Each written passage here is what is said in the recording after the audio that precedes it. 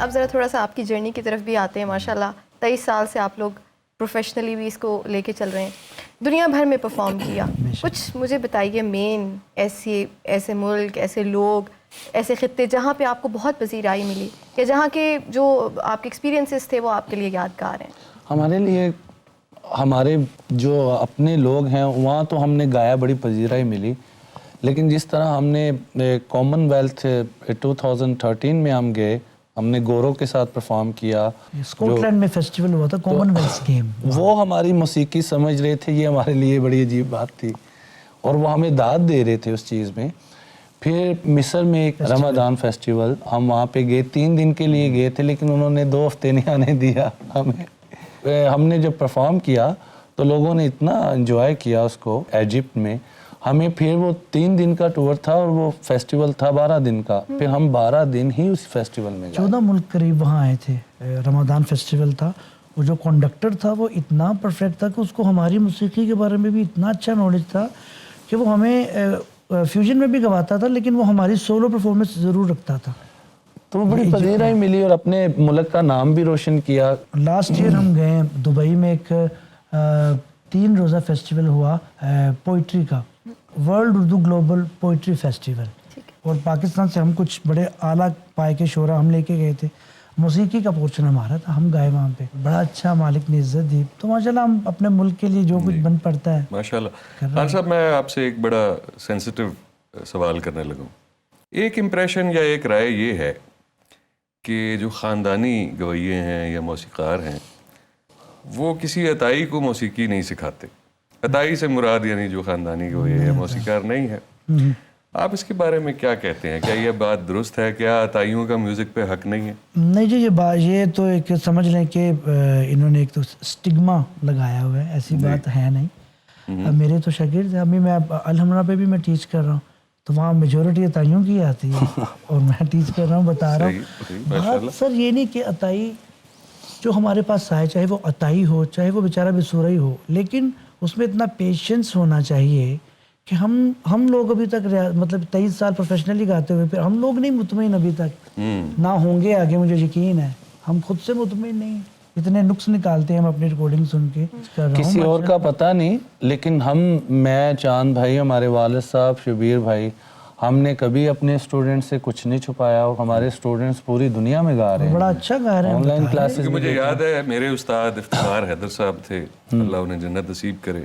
उन्होंने मुझे बड़े दिल से मौसीकी की तरबियत दी और वो हमेशा ये कहा करते थे कि बेटा इल्म बांटने से इल्म बढ़ता है। बिल्कुल बेशक, वेरी राइट। कुछ लोगों ने अगर ये किया भी है तो उसका नुकसान भी तो भुगत रहे हैं। जी जी, कि आज क्लासिकी मौसीकी सुनने वाले कम होते चले जा रहे हैं। अच्छा, परहेज भी होता है गले के, क्या किन चीज़ों का खास परहेज करते हैं? परहेज सबसे पहले ये राज की बात सबसे पहले तो चावलों से होता है, जो कि मैं कभी नहीं कर सकता। मुझे बहुत पसंद है चावल खाने गले के लिए बहुत अच्छे। चावलों का ये कॉन्सेप्ट है, लेकिन मैंने जिंदगी जब प्रोग्राम होता है तो मैं 2 दिन पहले छोड़ देता हूँ, वरना मैं कभी नहीं छोड़ता। अच्छा। बस सिर्फ चावलों का परहेज है? चावल ठंडा चावल, मतलब ठंडा पानी जैसे हो गया। थ्रोट ऐसे भी हैं कि जिन पे इन चीज़ों का इफेक्ट नहीं होता, नहीं भी होता कि और जो रियाजत वाला थ्रोट होगा ना उसको इफेक्ट करेगा, जो रियाजत में होता है।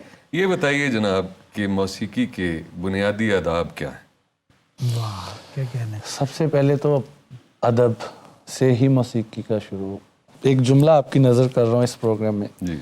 सुर का इतना वजन होता है कि वो इंसान को हम्बल कर देता है, झुका देता है, वाह वाह, डाउन टू अर्थ कर देता है, जिसमें सुर प्रवेश हो जाए इंसान झुक जाता है। उसी को होगा जिसको झुकेगा, वही सुर भी उसी को मिलेगा जिसको समझ आ जाए कि यार ये मुझे मिल रहा है, वो फिर असली दरवेश होगा। और मैंने कभी भी चालाक या ज्यादा मतलब मैंने नहीं देखा कि सुर ऐसे बंदे का बोला वो जो बहुत एरोगेंट हो। यानी रूह की पाकीज़गी भी बहुत जरूरी है, बुजुर्गों का अदब, तभी बारिश होती है, सामीन का। मैंने अमूमन देखा है कि जो हमारे गायक हैं गाना शुरू करने से पहले वो ना सिर्फ अपने सीनियर्स से इजाजत लेते हैं बल्कि तमाम सामीन से इजाजत लेते हैं, जो मौसीकी नहीं समझते उनसे भी इजाजत लेते हैं। यही अदब। इसके पीछे क्या लॉजिक? ये सर प्योर पैटर्न, ये ऐसे ही होना चाहिए। और अपने सीनियर्स से, चाहे वो गाने से ताल्लुक़ रखते हैं या नहीं, कोई बड़े बैठे उनसे इजाज़त लेनी चाहिए।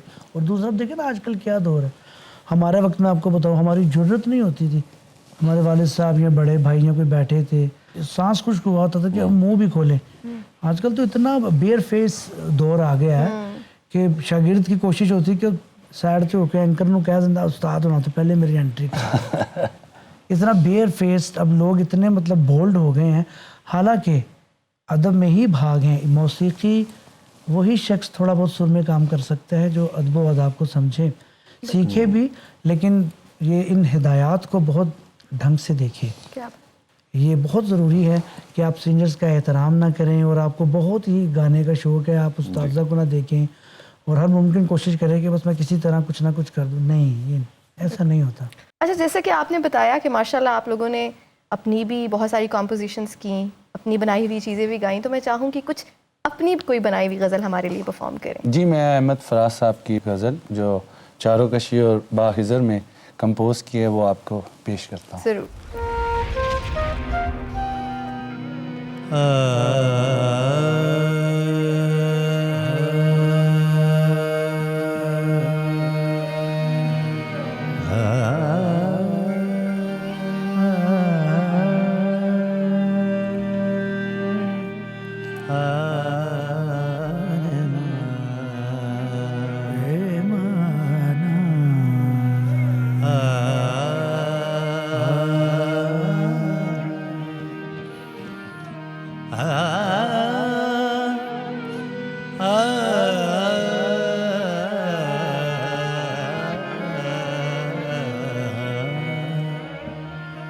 सरे गरे गा परे गा दा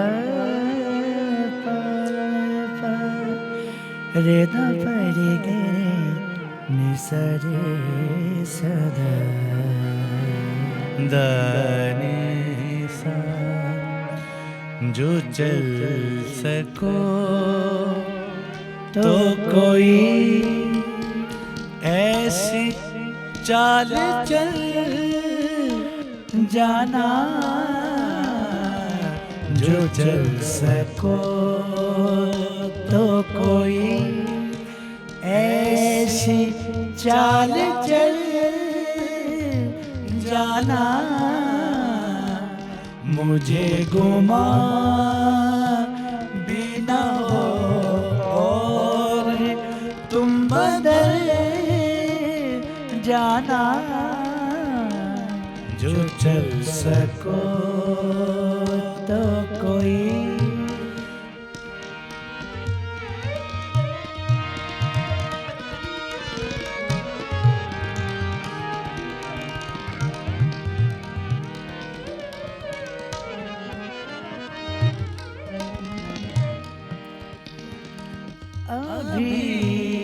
अभी तो जुदाई की शाम आई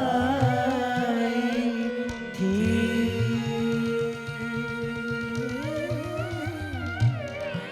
अभी तो अभी तो जुदाई की शाम आई थी। हमें अजीब लगा जिंदगी का ढल जाना, हमें अजीब लगा जिंदगी का ढल जाना। मुझे गुमा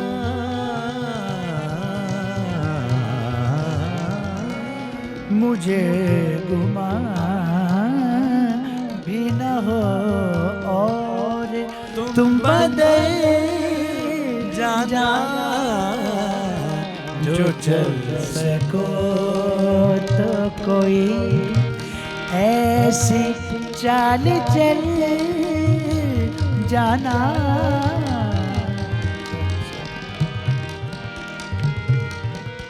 ऐसी चाल चल जाना।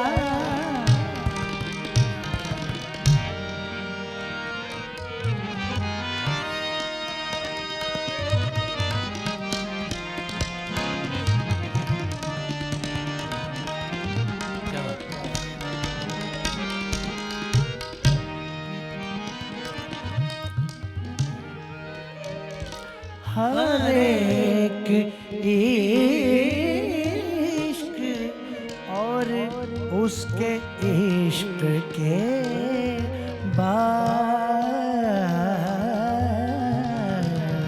हर एक इश्क,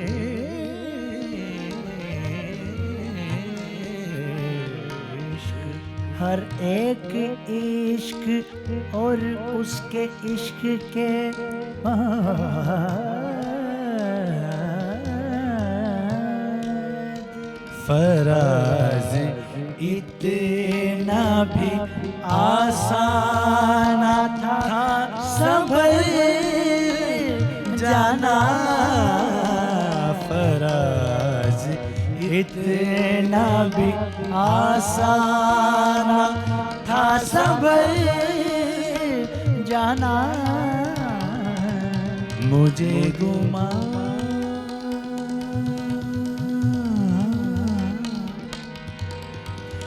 मुझे गुमा भी न हो और तुम बदल जाना, जो चल सको तो कोई ऐसी चाल चल जाना, जो चल